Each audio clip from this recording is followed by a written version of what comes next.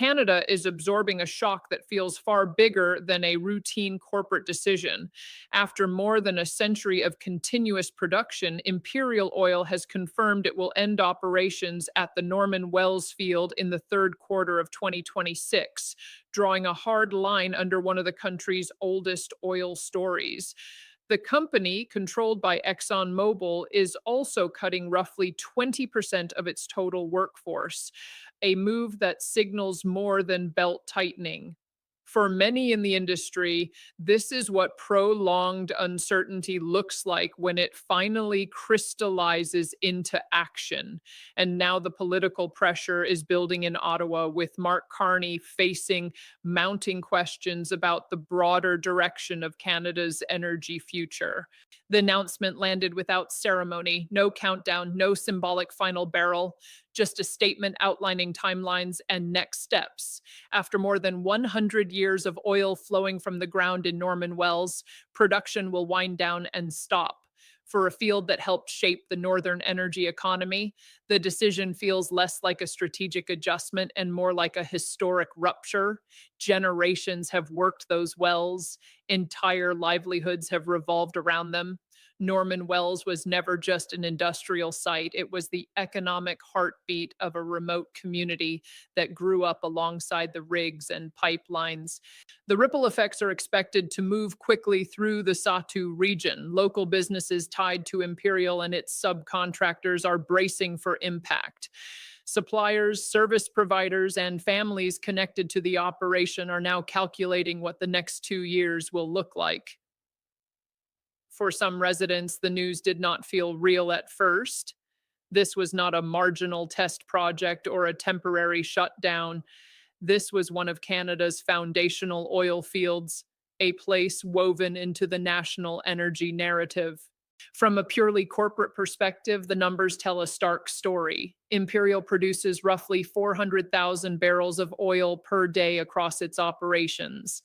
Norman Wells accounts for about 6,500 barrels per day, just over 1% of total output. On a spreadsheet, that can look like a rounding error. In a boardroom discussion about efficiency and capital allocation, it becomes easier to frame the decision as portfolio optimization or asset rationalization. Those phrases sound measured, disciplined, even responsible. But behind that language are real communities confronting real consequences. There is cautious optimism about what comes next. Reclamation and environmental cleanup at the site could stretch on for decades, generating employment and steady revenue in the long term. Supporters argue that the transition period could eventually provide stability of a different kind. Yet the gap between the end of production and the ramp up of sustained reclamation work introduces a painful uncertainty. Jobs tied directly to extraction will disappear first. Replacement opportunities may not arrive quickly enough to soften the blow. What is unfolding in Norman Wells is not just the closure of a field, it is a symbol of a broader crossroads. Energy companies are recalibrating, governments are balancing climate commitments with economic realities. Communities built on resource development are left navigating the space between past prosperity and an unclear future. After more than a century, the wells are heading towards silence, and the country is being forced to confront what that silence means.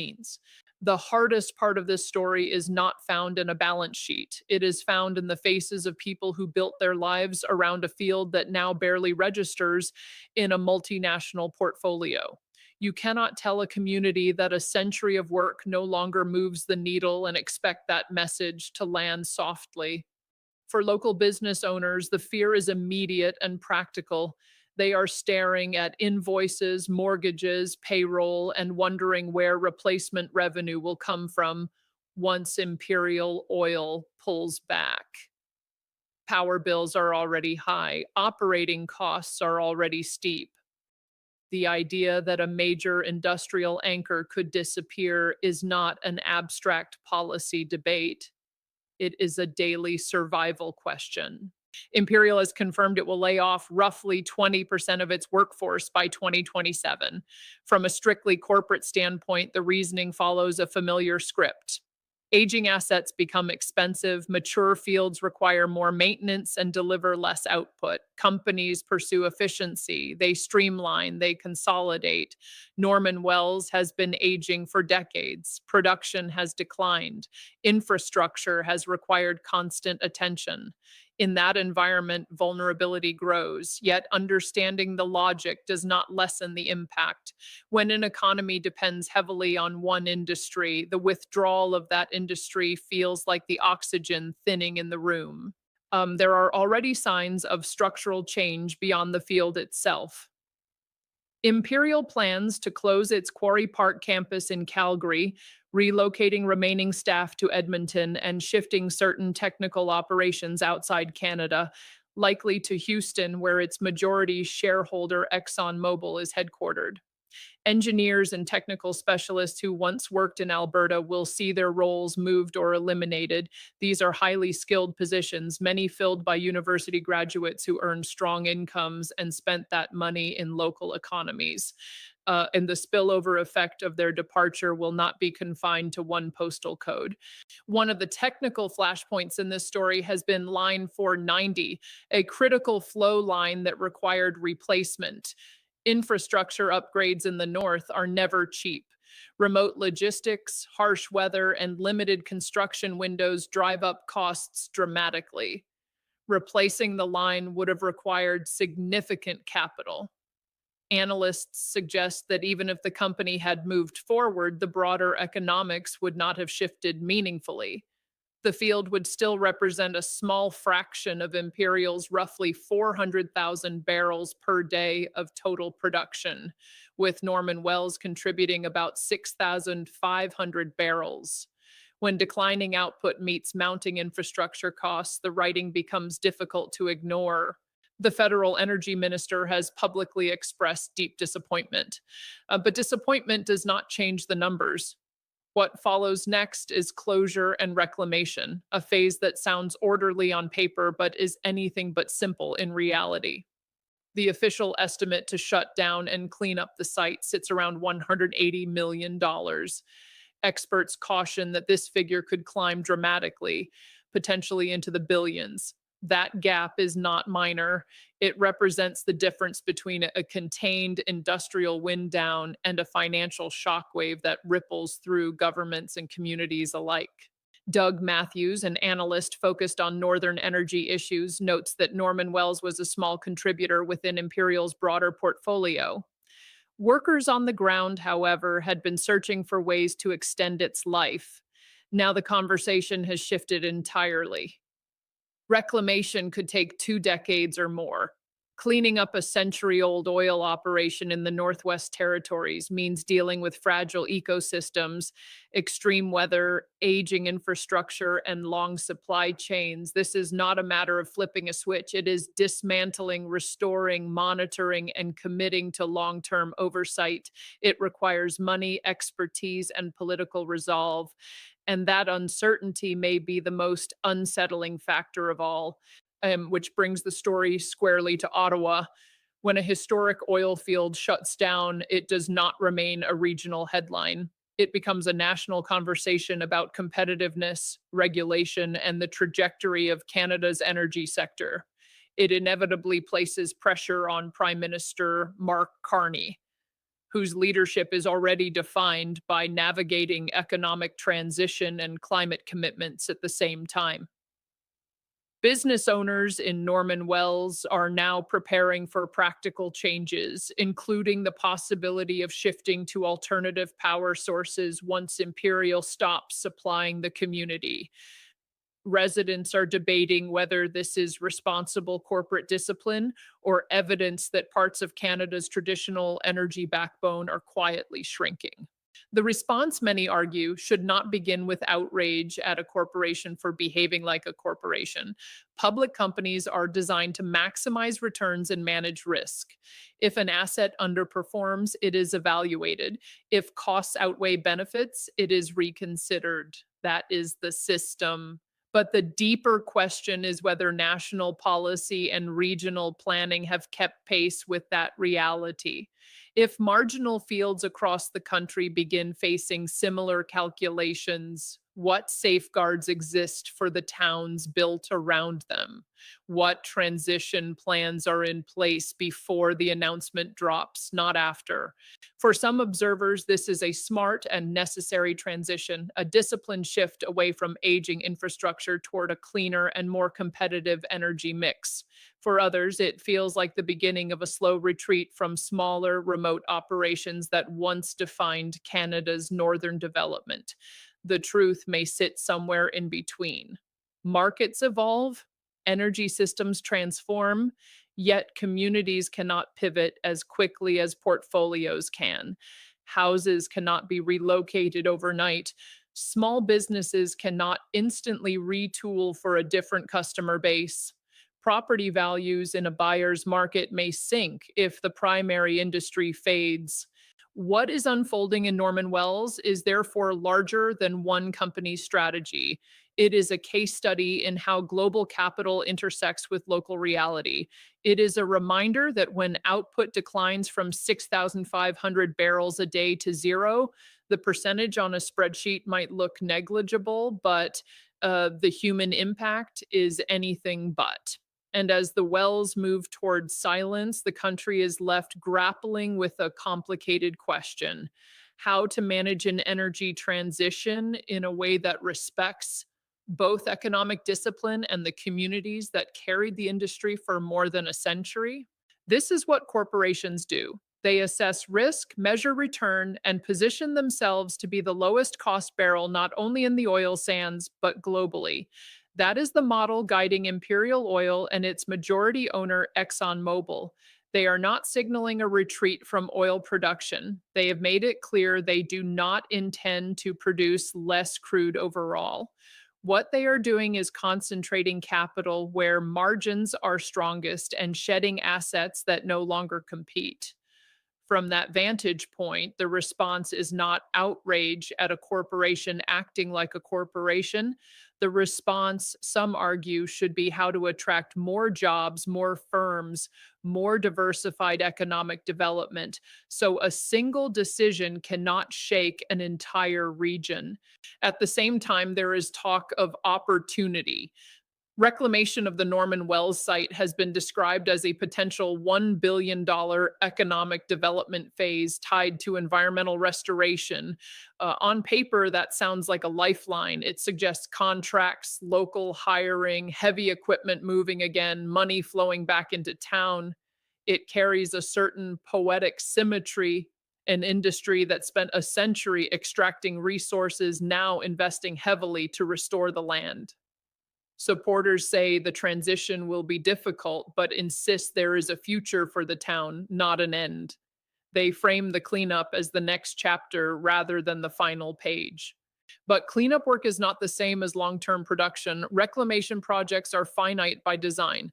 They ramp up, they employ specialists, they dismantle and remediate, and eventually they conclude. Production, by contrast, can anchor a community for generations. Oil flowed from Norman Wells for more than 100 years through wars, recessions, booms, and busts. It survived technological shifts and political cycles. It is not ending because the resource has entirely vanished. It is ending because it no longer fits the economic calculus of a modern energy giant competing on a global stage. Energy analysts describe the layoffs as part of a broader international trend toward consolidation and efficiency. Nearly 1,000 positions will disappear by 2027, most of them in Alberta. That is not an abstract statistic. It represents engineers, technicians, administrative staff, and contractors whose spending supported restaurants, retailers, and service providers. Alberta Premier Danielle Smith has pointed at Ottawa, arguing that federal policy has constrained one of Canada's most important industries and left companies with little room to maneuver. Critics countered that global capital moves where it sees competitive advantage, regardless of rhetoric. And that is what makes this moment feel larger than one field in the Northwest Territories. If an operation producing roughly 6,500 barrels per day can be deemed non essential within a portfolio of 400,000 barrels, what does that imply for other aging assets across the country? Is this responsible evolution a company sharpening its focus to remain profitable in a carbon constrained world? Or is it the quiet closing chapter of a broader era in Canada's energy landscape? Business owners in Norman Wells are already worried about the gap between shutdown and reclamation, which may not fully ramp up until after 2030. Oil production touches nearly every enterprise in town. If service companies collapse during the interim, will there be enough local capacity left to participate when restoration contracts finally materialize? That uncertainty is heavy. It lingers over conversations in shops and offices, over real estate listings, and what some fear could become a buyer's market. There is hope in the promise of $1 billion tied to restoration. There is symbolism in the idea of rebuilding land that sustained a community for a century. But symbolism does not erase the fundamental distinction between temporary cleanup and enduring production. Reclamation has an end date. When the last site is restored and the final monitoring report is filed, the question will remain, what then? Once the land is restored and the final contracts are signed off, the question becomes stark and unsettling. What comes next? Between now and the third quarter of 2026, that question hangs over Norman Wells like a low ceiling. Workers know the countdown has started.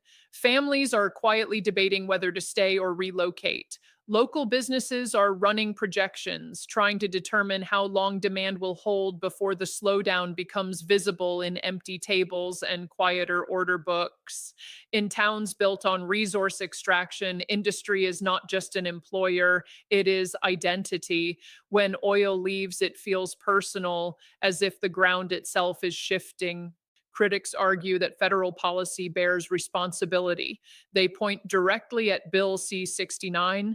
The legislation opponents have labeled the No More Pipelines bill, claiming it discouraged infrastructure investment and created regulatory uncertainty. They say years of rhetoric about making Canada an energy superpower were not matched by the pipelines and approvals needed to execute that vision. Whether one agrees with that assessment or not, the frustration is real. In Calgary, Imperial Oil is not only reducing staff, the company has announced plans to sell its multi building office complex and lease back only a fraction of the space. It is also tentatively planning to sell its longtime head office in a city where it has operated since 1923. That is more than cost control, it is a signal flare. Community leaders are demanding clarity, not platitudes. They want guarantees, transparent timelines, and concrete support plans. The fear extends beyond job losses. It is about the long term viability of the town itself. When oil production stops, the economic ecosystem that grew around it risks unraveling. The shutdown does not remain a local headline for long. It moves quickly to Ottawa, where Prime Minister Mark Carney faces renewed scrutiny over Canada's energy competitiveness during an already fragile economic period. The tension between environmental ambition and resource stability becomes tangible in moments like this. It is no longer theoretical policy debate, it is happening on the ground. The Northwest Territories Member of Parliament, Rebecca Alty, has stated that work is underway to ensure community voices are heard throughout the transition. NWT Premier RJ Simpson says his government is engaging with the company, Indigenous governments, and Ottawa to understand impacts and coordinate supports. Those consultations matter, but they do not change the fundamental math driving the decision. Global energy markets do not reward sentiment, they reward scale, efficiency, and profitability. Marginal fields are squeezed first. Investors move capital where returns are strongest. Analysts note that replacing aging infrastructure such as Line 490 would likely not have altered the broader economics in a meaningful way. Even with new technology and improved methods to extract additional barrels from existing installations, the field's output of roughly 6,500 barrels per day remains small within a global portfolio. Across Canada, infrastructure is aging, markets are unforgiving. If one historic field can be shut because it no longer aligns with an efficiency model, how many other mature assets might face similar scrutiny? Canada has long leaned on natural resources to shape entire regions. Oil, gas, and minerals built communities and defined identities. When one of the oldest producing oil fields falls silent after more than a century, it carries symbolism that goes beyond quarterly earnings. For generations, the hum of machinery in Norman Wells meant stability and purpose. When that sound fades, it leaves more than quiet, it leaves a collective reckoning. So we are left with a difficult question. Is this responsible modernization, a disciplined evolution in a competitive global market? Or is it an early sign of something deeper shifting within Canada's energy landscape? When a century old well stops pumping, it does more than end production. It forces a country to confront what kind of future will replace the past.